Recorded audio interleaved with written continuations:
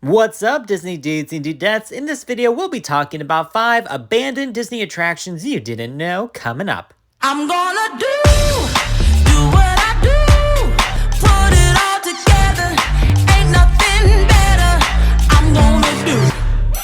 So over the years, the Walt Disney Company has had a lot of blue sky projects, not to mention the fact that there's a lot of rides and attractions that they've kind of scrapped over the years.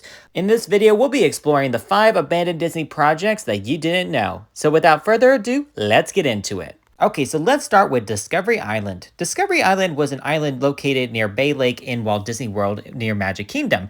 It was originally named Treasure Island when it opened in 1974 as a bird sanctuary and later renamed to Discovery Island in 1978. The island featured a range of exotic animals, an aviary, flamingo pool, and a beach for tourists. Not to mention there was even a pirate ship. Discovery Island closed to the public on April 8th, 1999, exactly 25 years after its opening, due to the fact that Animal Kingdom had opened up and that was pretty much a wide-scale version of Discovery Island. So they relocated the animals to Animal Kingdom, and to this day, you can actually see Discovery Island at Disney's Bay Lake. It's actually kind of creepy. There's nobody on the island, but there's lots of videos and footage showing that sometimes, and this was just way back in the day, that the lights even on the island still worked. Creepy, right? Now, it's long been speculated if Disney's going to repurpose the island, possibly for a new resort villa or something like that. There hasn't been much talks as of since, but I hope they do something with that because it's kind of creepy. Okay, and speaking of Animal Kingdom, let's move on to our next abandoned Disney project, Disney's Beastly Kingdom. Beastly Kingdom was the proposed land for Disney's Animal Kingdom that would have featured unicorns, dragons, and the fictional Loch Ness Monster. How crazy is that?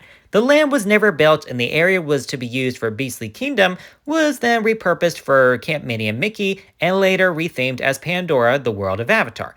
There are many nods to the original concept of Beastly Kingdom throughout Disney's Animal Kingdom. For example, the dragon silhouette on the park's entrance sign is a remnant of the proposed land. Not to mention, there is a bunch of Easter eggs and references. Specifically, the commercial for Disney's Animal Kingdom showed a dragon in it. This was definitely planned that they were going to be using this land, but unfortunately it never came to fruition. What I really liked about this idea for this land is that they had 2 ideas for the land. There was the side of good and a side of evil. On the good side, you would actually go on an attraction called The Quest for the Unicorn, where you actually get to see an actual animatronic of a unicorn. How cool is that?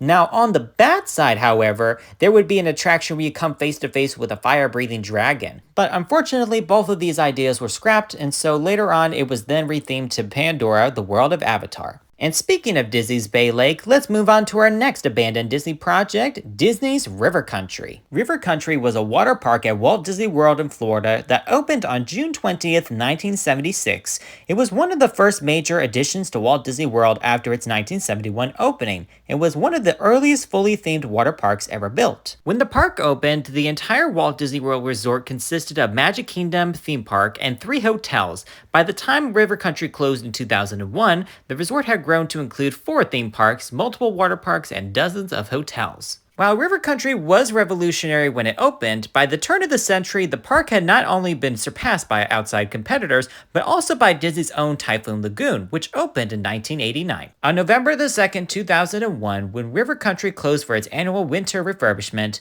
Disney had announced that they were closing the park permanently. After the announcement that River Country was closing, Disney left the park in disrepair for many years. In fact, there's a lot of footage on the internet of people going to the park and just showing how terrible Disney just left it. They didn't do anything about it. It's actually kind of creepy. Disney has recently announced that they're planning to repurpose the area with a new lakeside lodge called Disney's Reflections. But unfortunately, due to the 2020 outbreak, this came to a screeching halt, so there hasn't been any improvement ever since.